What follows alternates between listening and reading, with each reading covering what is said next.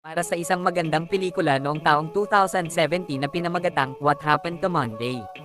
Ang kwentong ito ay umiikot sa naging buhay ng pitong magkakapatid sa isang mundo na pinagbabawal ang magkaroon ng higit sa isang anak. Kaya sit back, enjoy and relax labyo, simulan na natin. Sa taong 2043, ang populasyon ay lumobo na ng lubhang napakalaki, dahilan upang ang mga supply ng pagkain at maiinom ay nanganganib ng maubos. Hindi na alam ng nakararami kung ano ang nararapat nilang gawin para masolusyonan nila ang kinakaharap nilang problema. Di kalaunan ay nakahanap sila ng paraan upang makapag-produce ng genetically modified crops na mabilis, ngunit ang sa pagkain ng mga ganito ay mas lalong tumaas ang tsansa na magkaroon ng anak na hindi lamang isa kundi kambal o higit pa. Sa kabilang banda ay isang political activist at sikat na biologist na si Dr. Nicolette Kamen ay may iminungkahi na paraan upang masolusyonan ang nasabing problema. Aniya ay dapat na nilang ipatupad ang isang federasyon na kung saan ay naglalayon ito na siguraduhin ang bawat pamilya ay magkakaroon lamang ng iisang anak. Matapos nun ay sinuguro ng Child Allocation Bureau na ang lahat ng tao ay magsusuot ng identity bracelet na galing sa kanila. Ito ay ginagamit para maskan ang bawat isa at upang malaman ang pagkakakilanlan nila. At ang isa pa ay para masiguro na sila ay iisang anak lamang at walang mga kapatid. At kung sakaling malaman na mayroon kang kapatid ay agad pupuntahan ito ng mga Child Allocation Bureau agents at huhulihin nila ito. Ang mga mahuhuli ay sinasabing ilalagay sa isang lalagyan na kung tawagin ay cryosleep. Isa itong lalagyan na parang capsule na kung saan sinasabi na parang natutulog lamang sila doon ng mahabang panahon. Noong taon din na iyon ay isang babaeng buntis na ang pangalan ay Karen Setman ang nagsilang sa 7 na mga sanggol. Di kalaunan namatay si Karen pagkatapos niyang manganak. Maya-maya ay dumating ang lolo ng nasabing mga sanggol na si Terence Setma. Hindi niya sinabi sa autoridad na mayroon siyang apo na septuplet, sa halip ay binigyan niya ng pangalan ang 7. Naisip ni Terence na pangalanan ito sa bawat araw sa loob ng linggo. Napagpasyahan din nito na titira sa isang lugar kung saan ay makakapagtago sila sa autoridad. Tinuruan niya ang 7 na lahat sila ay dapat magkaroon ng iisang identity lamang at iyon ay bilang si Karen Setman. Bawat isa sa kanila ay nakakalabas ng bahay isang araw sa loob ng isang linggo. Si Monday ay nakakalabas ng Monday, si Tuesday naman ay nakakalabas ng Tuesday at ganoon na rin sa iba pa nilang kapatid. Sa kada araw na uuwi sila sa kanilang bahay ay kwento nila kung anong nangyari para malaman ng iba pang kapatid kung ano ang nagaganap sa buhay ni Karen Setman. Silang lahat ay mayroong bracelet na nahack ni Terence, dahilan para ma-recognize silang lahat bilang si Karen Setman. Ang bracelet na iyon ay mayroon ding GPS para malaman nila kung nasa ang lokasyon ng kapatid nila. Isang araw, si Saturday ay lumabas dahil mayroon itong ballet contest na sasalihan. Pero naisipan ni Thursday na lumabas at tumakas upang mag-skateboard. Nang makauwi na ang lolo at si Saturday ay hindi pa rin nakakauwi si Thursday, kaya nag-alala na ito. Maya-maya ay may kumatok sa kanilang pinto at dali-dali naman nagtago ang 5 at nagpaiwan si Saturday sa lamesa. Kumuha agad ng baril. Si Terence at dahan-dahang binuksan ang pinto. Doon ay nakita niya na si Thursday ang kumatok sa pinto nila. Nang makapasok na si Thursday ay nakita ng lolo na naputol ang isang daliri nito dahil sa skateboard. At dahil nga sa dapat na maging magkakamukha silang 7 ay kinailangan ni Terence na putulin ang lahat ng daliri ng magkakapatid o pag maging magkakahalin tulad ito. 30 taon nang makalipas ay naging magkakaiba na ang 7 dahil sa namatay na ang kanilang lolo. Si Monday ay ang mabait na version ni Karen, si Tuesday naman ay naging isang paranoid. Si Wednesday naman ay ang athletic sa kanilang 7, samantalang si Thursday ay ang masama, isa rin siyang rebelde at ang dahilan kung bakit naputulan sila ng isang daliri. Si Friday naman ang matalino at mahilig sa gadget, samantalang si Saturday naman ang pinakamaswerte sa lahat dahil hindi nito kailangan magtrabaho at nasa party lang parati. Ang anghuli naman ay si Sunday, ang pinakarelihiyoso sa kanilang 7. At dahil nga sa iba-iba na ang kanilang mga itsura ay kinakailangan na nilang gumamit ng wig at makeup para matakpan ang mga pagkakaiba ng kanilang mga itsura. Isang araw ay lumabas si Monday at sa araw na iyon ay kinakabahan siya dahil sa magbibigay ito ng isang presentation sa kanilang opisina para sa promotion. At nung papunta na ito sa opisina ay nakita niya ang isang CAB agent na si Adrian. Chinek nito ang identity ni Monday at kinausap siya nito. At nang makarating na siya ay nakasabay niya sa elevator si Jerry na isa sa makakalaban niya para sa nasabing promotion. Sinabihan niya si Karen na alam nito ang sikreto nito, kaya naisip niyang gawin itong pang-blackmail sa kanya para makuha ang promotion. Sa kabilang banda ay hinihintay ng magkakapatid si Monday na makauwi sa kanilang bahay. Pero nagtaka ang mga ito dahil sa anong oras na at hindi pa nga umuwi si Monday. Sinubukan nilang i-track kung nasaan si Monday sa pamamagitan ng GPS pero nagtaka sila nang makita nilang hindi matrack kung nasaan ito. Natakot ang lahat dahil inakala na nilang mayroong masamang nangyari kay Monday. Noong sumunod na araw ay si Tuesday naman ang lumabas at nagpanggap ito na normal lang. At noong nasa opisina na ito ay nalaman nga ni Tuesday na nakuha ni Monday ang nasabing promotion. Nalaman din niya na nagpunta sa bar si Monday kasama si Jerry. Susubukan pa sana niyang mag-imbestiga kung ano ang nangyari sa kapatid nilang si Monday ay bigla na lamang itong pinalibutan ng mga CAB agents. Inaresto nila si Tuesday at na-inactivate nito ang bracelet niya upang maputol ang koneksyon nito sa mga kapatid niya. Dinala nga nila si Tuesday sa isang kulungan sa CAB facility kung saan ay nakita ni Adrian ang nangyari. Di kalaunan ay nakita ni Tuesday si Cayman, ang head ng CAB. Sinabihan nito si Tuesday na alam na niya ang lahat tungkol sa magkakapatid at alam na din niya na mayroon pa siyang 5 kapatid na naiwan sa apartment kung saan siya nakatira. At maya-maya ay lumapit ang isang CAB agent na si Joe at hinawakan nila si Tuesday at tinutukan ng kutsilyo. Ang 5 natitirang magkakapatid ay nagpapanik dahil sa nangyayari sa kanilang mga kapatid. Pero hindi rin nagtagal ay natuntunan ng CAB agents ang apartment na tinutuluyan nila. Pitpit nila ang isang supot na mayroong lamang isang mata ng kanilang kapatid at ginamit ito para makapasok sila sa nasabing apartment.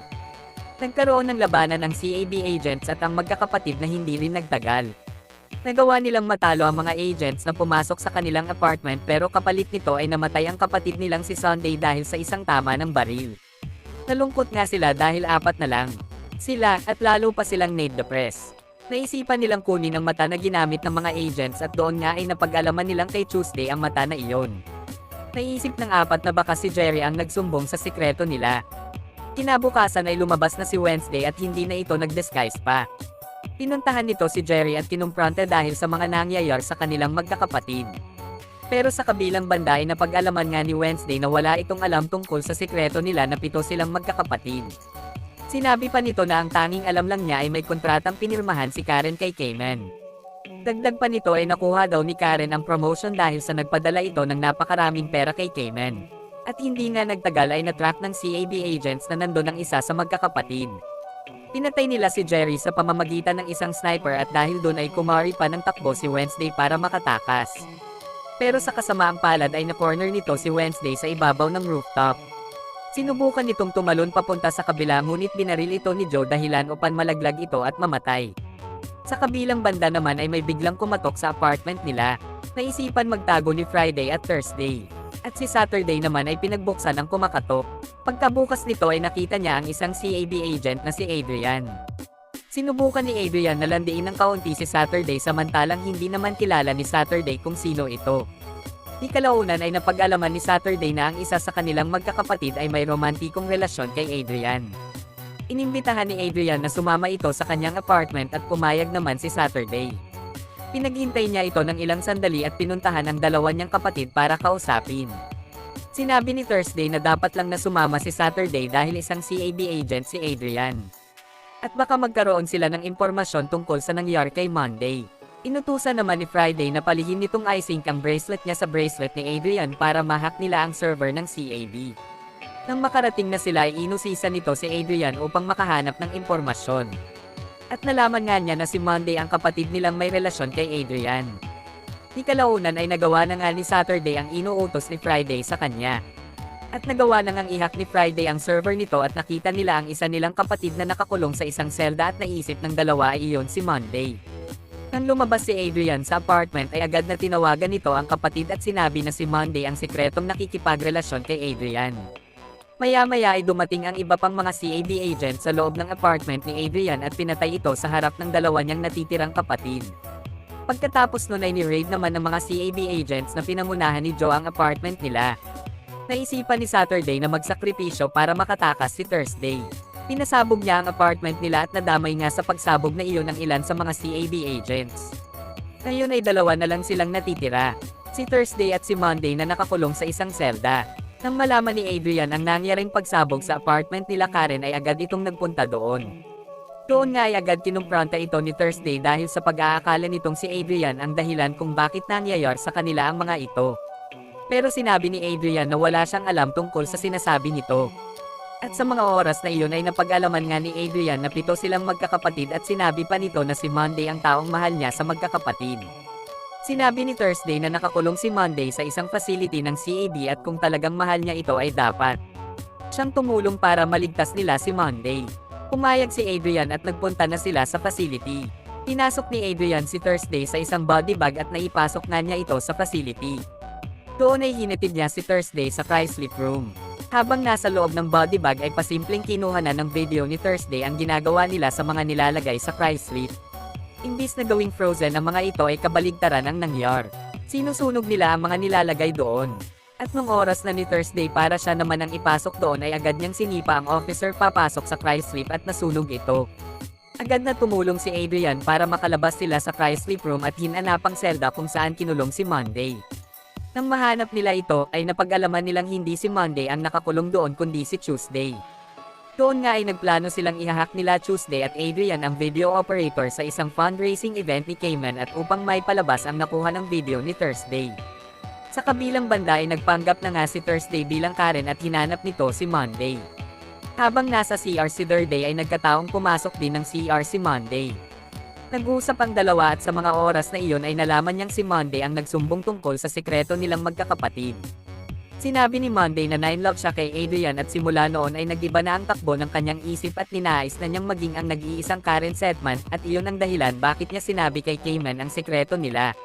Matapos ng saglit nilang pag-uusap ay nagsimula na ang dalawa na mag-away hanggang sa aksidenteng mabaril ni Thursday si Monday. Pagkatapos ay nagpanggap na nga muli si Thursday bilang si Monday at nagpunta na ito sa event. Hindi napansin ni Cayman na hindi ito si Monday. Sa kabilang banda ay nagawa nga nila Tuesday at Adrian na i-hack ang video operator at na-i-play nila ang video tungkol sa katotohanan ng cryosleep.